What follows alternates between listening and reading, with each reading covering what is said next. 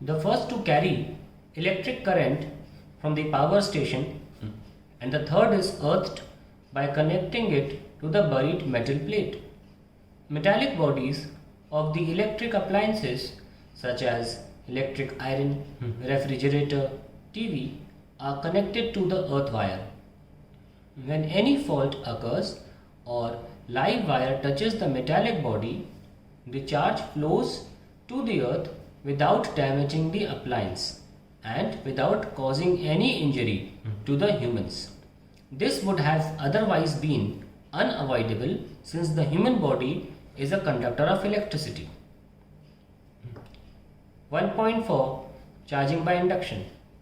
When we touch a pith ball with an electrified plastic rod, some of the negative charges on the rod are transferred to the pith ball and it also gets charged. Thus, the pith ball is charged by contact. It is then repelled by the plastic rod but is attracted by a glass rod which is oppositely charged. However, why a electrified rod attracts light objects is a question we have still left unanswered. Let us try to understand what could be happening by performing the following experiments. First, bring two metal spheres A and B supported on insulating stands in contact as shown in figure 1.4a.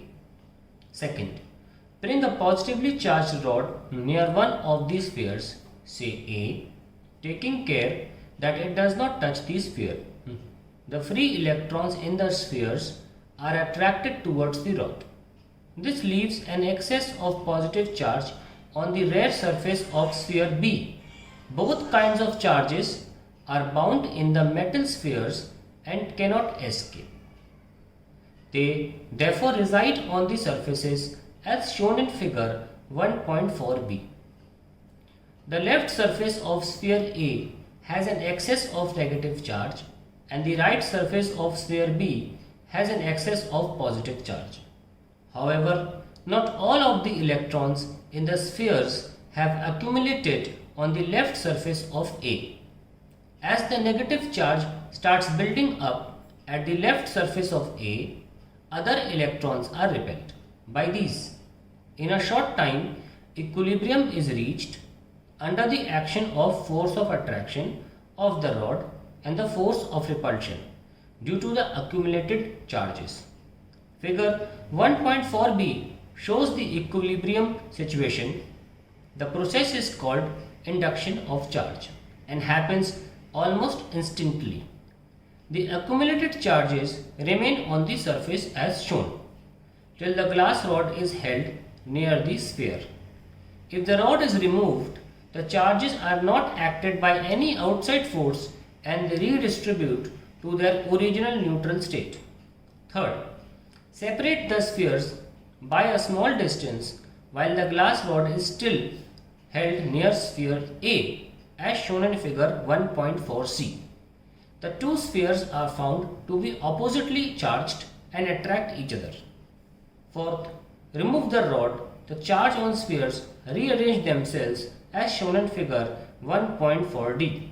Now separate the spheres quite apart. The charges on them get uniformly distributed over them as shown in figure 1.4e.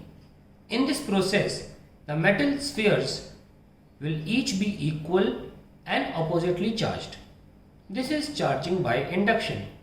The positively charged glass rod does not lose any of its charge, contrary to the process of charging by contact. When electrified rods are brought near light objects, a similar effect takes place. The rods induce opposite charges on the near surfaces of the objects and similar charges move to the farther side of the object.